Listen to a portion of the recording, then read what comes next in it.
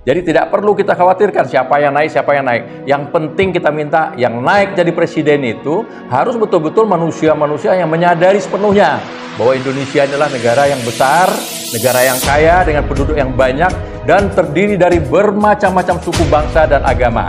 Mereka harus siap untuk mempersatukan itu. Jangan sampai ada yang pengen menjadi pemimpin di Indonesia, tapi untuk kepentingan kelompok-kelompok tertentu atau partai-partai tertentu. Harus untuk kepentingan bangsa Indonesia secara keseluruhan.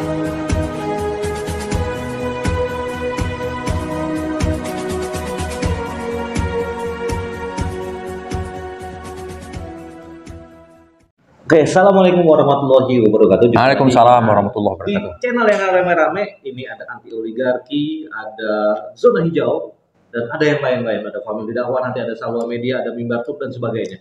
Teman-teman, hari ini kita mendapat kesempatan istimewa bisa bersilaturahim dengan tokoh-tokoh besar dari 3 profesi. Ya, satu adalah seorang militer, mantan Purnawirawan Mayor Jenderal Pak Fuad ya? Ya. Pak Fuad, mohon maaf namanya nggak apa tadi. Udah, Pak Fuad aja udah cukup. Pak Fuad ya, Pak Jenderal Fuad. Mantan Kapuspen TNI. Mantan Kapuspen TNI. Kemudian ada Habib Sehan, ini adalah tokoh agama. Sekaligus tentara juga. Sekaligus tentara sebelumnya. Jadi ada Habib yang tentara. Ini suatu kolaborasi yang aneh, bukan aneh, yang justru lengkap. Dan di sana ada Raja Nusantara, itu adalah Raja Samu-Samu, Pak Beni Ahmad ya. Kita panggilnya yang mulia aja, Raja ya. Jadi teman-teman, ini bulan Mei itu identik satu dengan kebangkitan nasional dan kedua reformasi. Reformasi 98 itu terjadi di bulan Mei. Tapi mungkin kita akan bicara soal kebangkitan nasional karena itu sepertinya yang lebih kita perlukan saat ini, bagaimana kita bisa menginjeksikan kembali nilai-nilai kebangkitan nasional untuk negeri kita, apalagi di tahun pemilu. Ada ketakutan bahwa di tahun pemilu nanti misalnya terjadi polarisasi, terjadi pecah belah dan sebagainya. Tentu kita tidak ingin seperti itu. Nah, sekarang kita akan mencoba menggali kembali, merejuvenasi nilai-nilai kebangkitan nasional seperti apa yang bisa kita bangkitkan lagi di 2023 ini. Dari sudut pandang militer, Pak Jenderal, kemudian dari Pak Habib, agamawan yang juga militer, dan dari sudut pandang seorang Raja Nusantara. Nah, kita langsung mulai aja dengan Pak Jenderal. Wah, terima kasih. Selamat sore. Ya. Langsung aja. Baik, terima kasih. Assalamualaikum warahmatullahi wabarakatuh. Pada kesempatan ini, saya kira suatu hari yang sangat berbahagia bagi kita. Kita akan menghadapi yang namanya Hari Kebangkitan Nasional, tanggal 20 Mei tahun 2023 ini.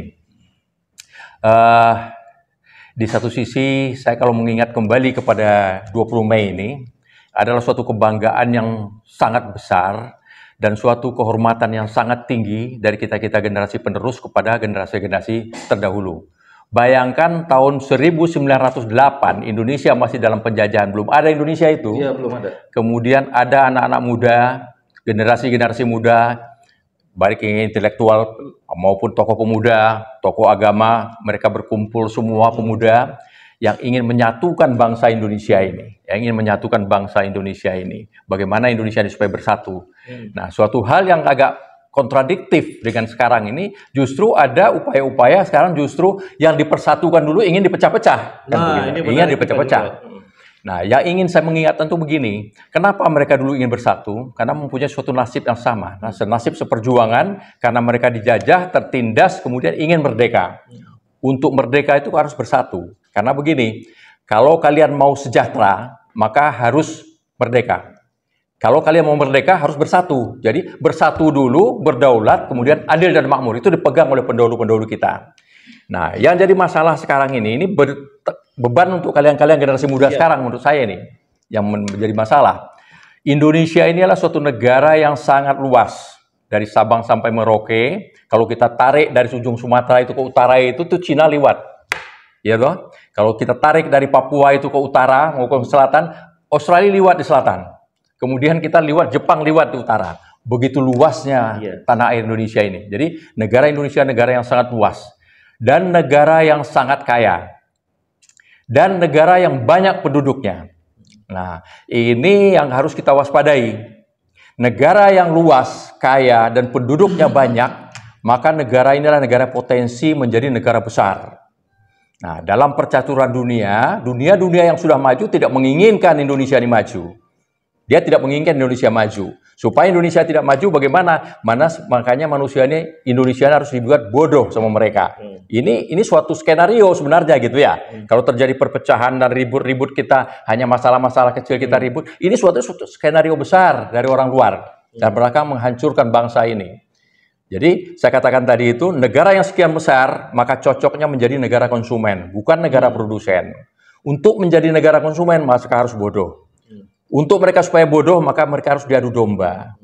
Maka dirubahlah semua aturan-aturan banyak yang dirubah. Bayangkan, kurikulum pun dirubah-rubah. Ganti menteri, ganti kurikulum. Ganti menteri, ganti kurikulum. Terus kapan kita mempunyai suatu pendidikan yang mapan, dari A ke B, dari B ke C, sampai akhirnya ke Z gitu. Itu susah untuk dicapai. Nah, ini memang sesuatu yang dibuat oleh bangsa-bangsa asing melalui selundupan-selundupan mereka untuk menyampaikan ini ke bangsa kita. Nah, untuk itu saya pesan kepada generasi muda, ini kalian harus waspadai ini. Waspadai bahwa kalian ini nanti akan dimasuki oleh anasir-anasir yang untuk mengadu domba antar kalian. Apakah itu antar suku, antar agama, antar kelompok, antar partai, antar kepercayaan, keyakinan, dan lain-lain itu akan diadu domba. Nah, ini harus kalian sadari. Dan sekarang mereka sudah memulai masuk. Untuk itu saya minta kepada generasi muda, sadari ini semua, bahwa di negara kita itu adalah negara yang Bhinneka Tunggal Ika. Kita banyak berbeda-beda dan memang berbeda. Karena berbeda itulah kita bersatu. Kalau kita tidak berbeda, kita sudah bersatu dari dulu.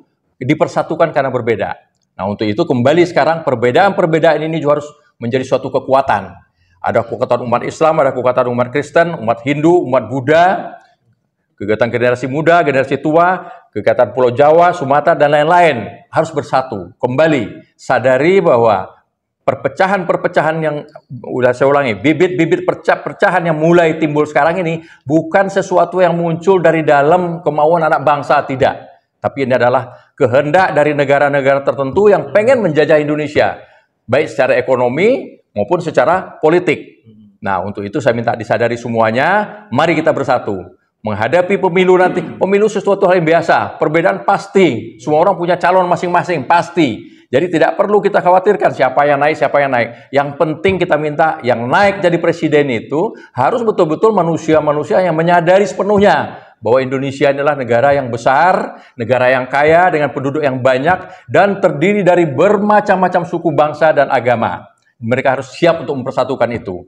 Jangan sampai ada yang pengen menjadi pemimpin di Indonesia, tapi untuk kepentingan kelompok-kelompok tertentu atau partai-partai tertentu. Harus untuk kepentingan bangsa Indonesia secara keseluruhan.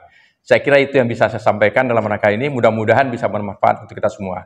Terima kasih. Assalamualaikum warahmatullahi wabarakatuh. Terima kasih, Dek. Wah, iya Pak Jenderal. Wah, ini kalau militer yang bicara tegas sekali yang intinya, tapi ada satu mungkin yang berdaulat.